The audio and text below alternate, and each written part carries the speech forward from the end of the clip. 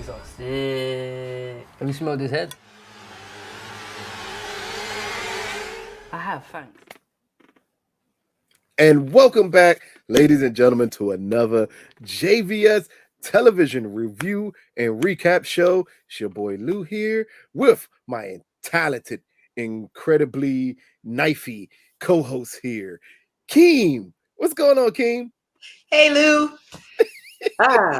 Babies.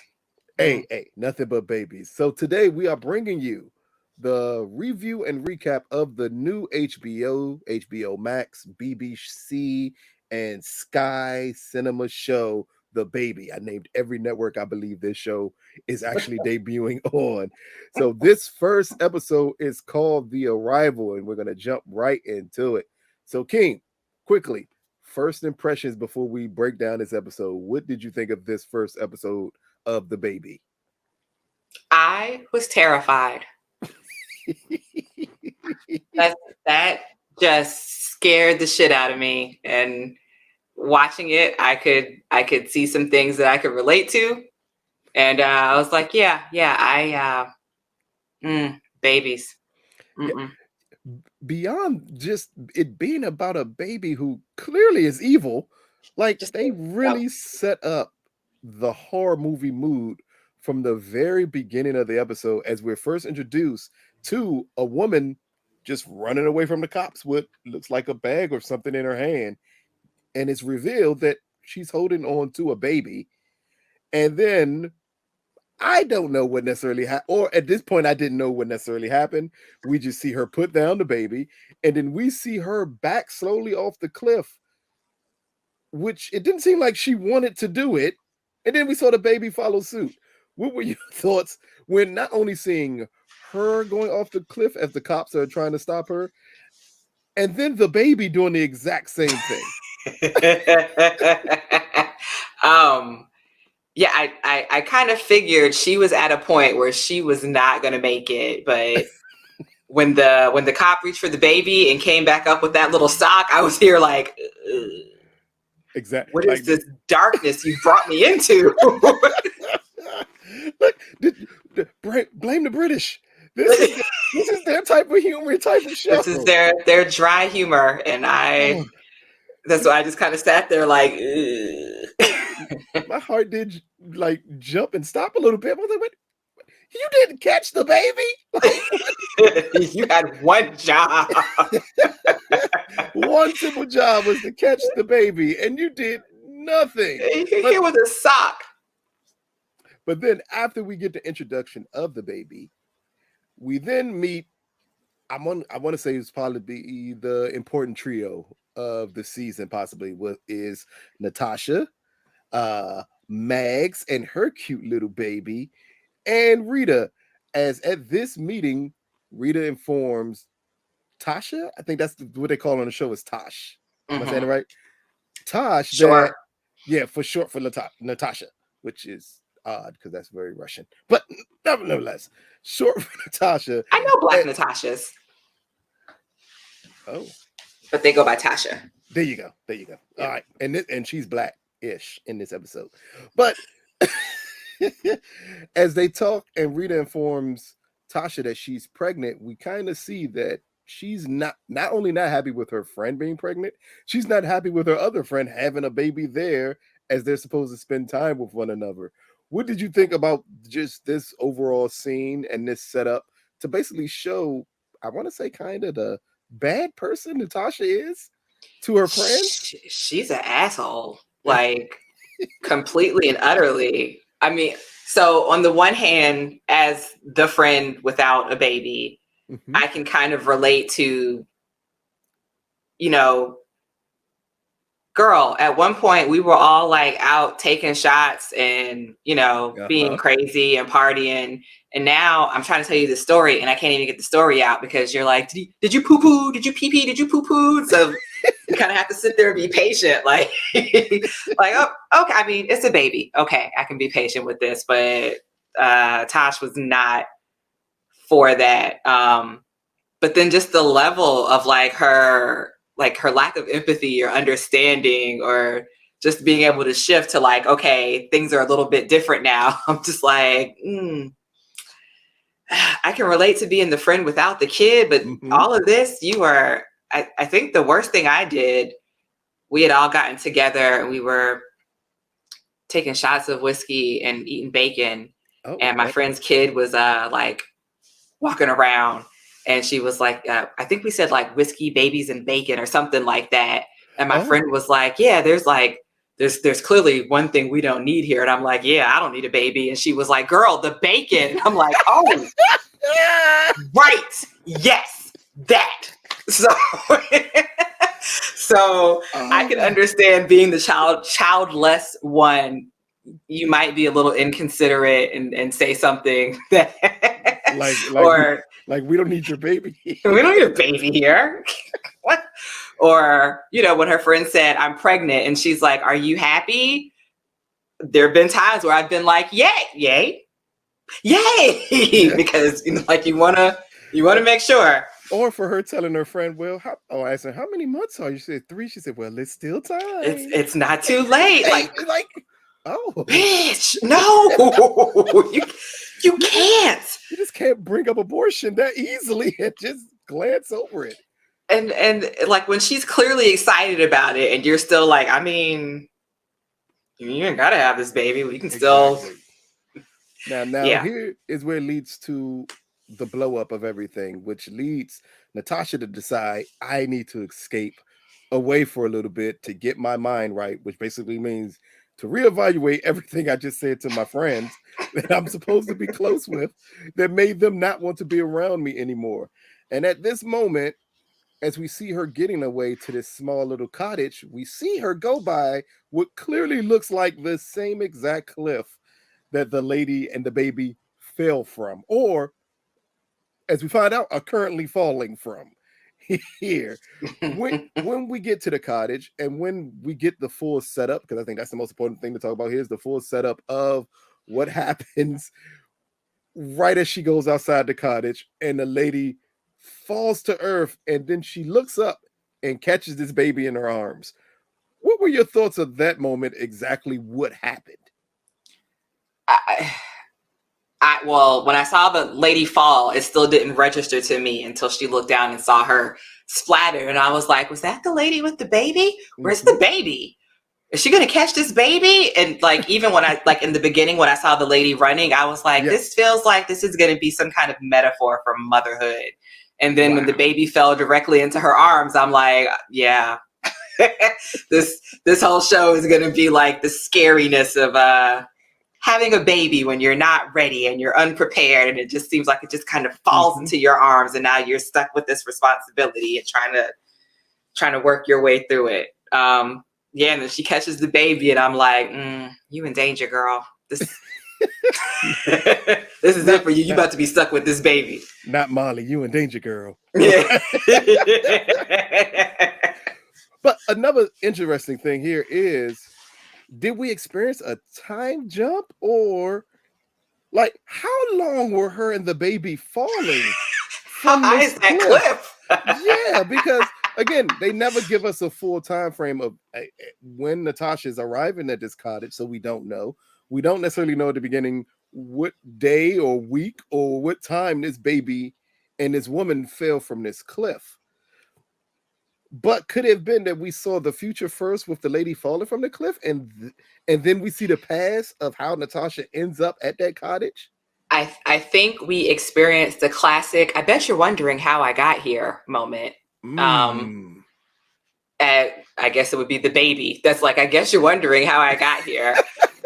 Because it clearly wasn't the first lady, who probably wasn't even his mom. But at this point, possibly not. Like I feel like she was somebody else who, like, he just landed in her arms, and then she was like, I'm stuck with this kid. This is my only way out. So yeah, I think they kind of showed us that first, and then like went back and then showed how Tosh got there. Yeah, because it did confuse me a minute. I'm like, wait a minute, like, did the baby like hold them in air? Well, no, because the cops came, because the cops were there, and the cops still had the sock. So yeah, I'm about to say, now that's when it became where we understood the jump in time or the I know you wonder how we got here moment is when we see the cops pull up to Tasha's little cabin, and one, he has the booty. Two, they are in utter shock that this baby survived falling off this cliff, as they look completely shaken, as Tosh then tells them, "Oh, I want no parts of this. I'm going home. None of it. Yeah, this is your baby. This is your responsibility."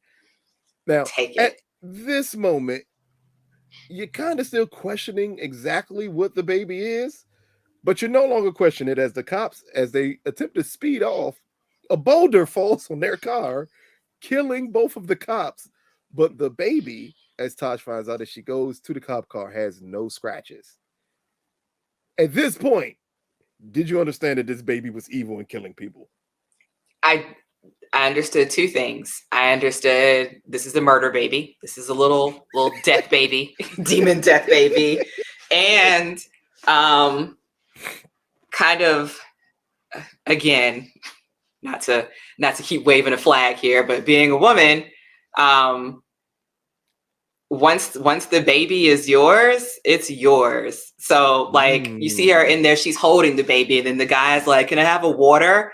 And you're like, "Dude, I'm holding a whole ass baby here. Now I'm trying to get you water, serve you the water, hold the baby," and you're just standing there like you don't know what to do. And then in essence, you get to go off.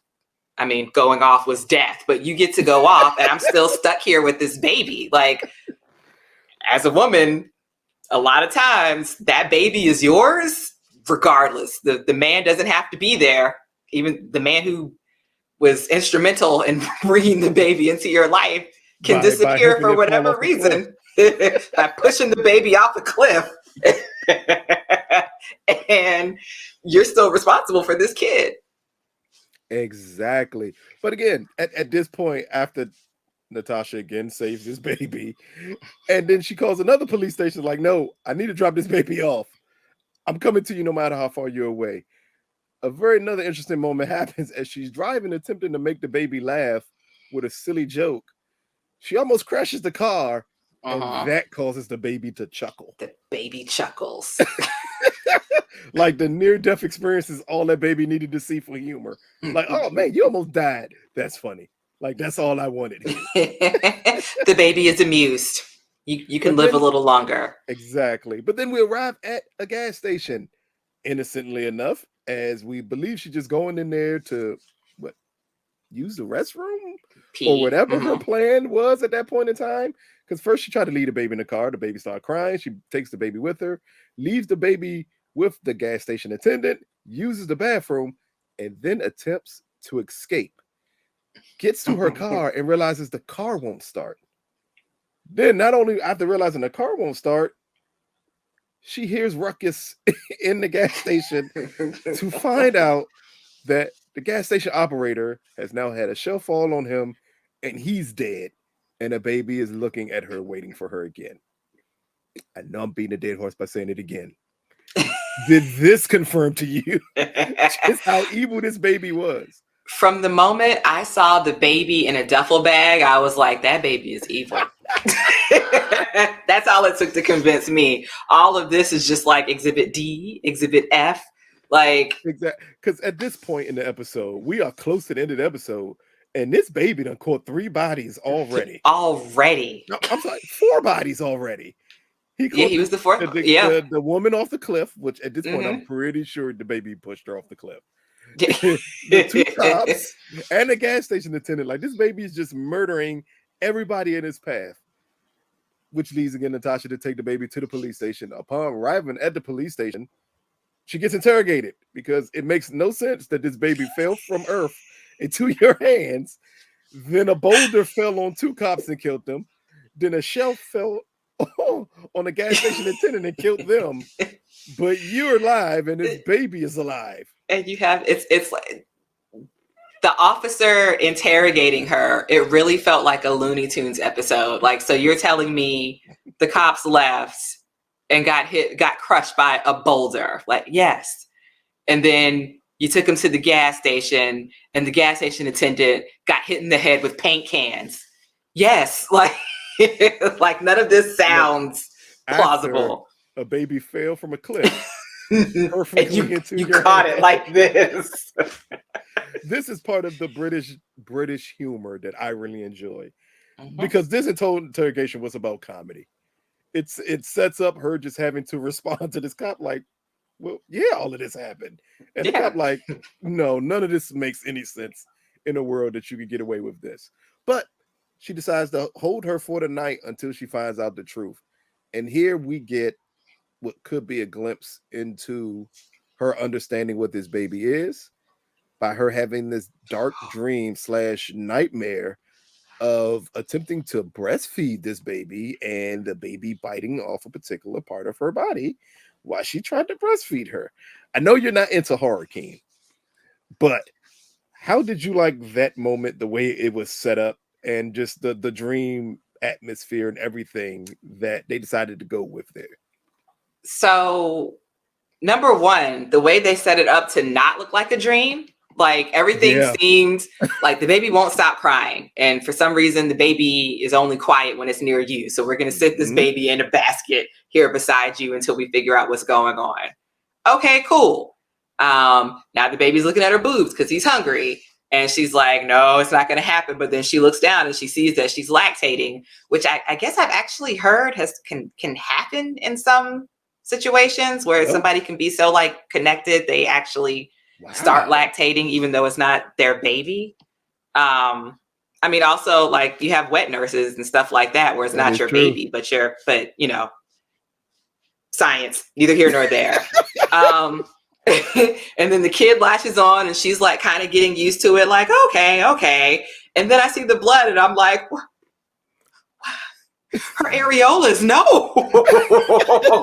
And then you see the little demon eyes. That's what I was like, was just there, like, exactly. It was a great horror movie setup to give you that whole scene to again make it realistic, make it flawlessly seem like executed. You're in reality that all of this is happening, and of course, like this is real life. She's not dreaming at this point in time because that's the way they wanted to set it up. So you didn't think she was dreaming. But then when the moment of horror hits and you see that face on that baby and then she pops up, that's like a classic horror movie moment that anyone who loves horror, you absolutely love that setup. Now, finally, as we get to the end of the episode, as the police have confirmed her story and let Natasha go home, she's in their peace. We hear a song in the background that's playing about not having a baby. And then she gets a ring at her doorbell. She goes to the doorbell, and the baby in the white basket that she's been keeping the baby in this entire time is alone at her doorstep. So, Keem, smiling. Exactly. What are your thoughts on this first episode? And possibly what are we looking forward to for the rest of this season of The Baby? So, I don't know. I've got 2 years on you. I don't remember what this was, either on HBO or MTV, but there was this cartoon. There was like a sketch show and they had this cartoon, and the cartoon was called The Cat Came Back. And it was about this guy that had a cat and he kept trying to get rid of the cat. Like first he just like put it out of the house, and then it was like he looked and the cat was back in the house, and then he like drove it a little bit out and he looked and the cat had come back to the house, and he drove it like to the next city and like kicked it out of the car and drove back home, and the cat was there. And there's like this little song that's sung the whole time, like the cat came back. They thought he was a goner, but the cat came back the very next day. I kind of feel like this is going to be a cat came back situation where she is definitely team fuck them kids. And every time she turns around, she's going to be trying to get rid of this kid. And then she's going to look and the baby's going to be back at her doorstep, or something's going to happen where she's going to like figure out you don't get to leave this baby until the baby is ready to like go to the next person. And when he's ready to go to the next person, you're going to die, girl.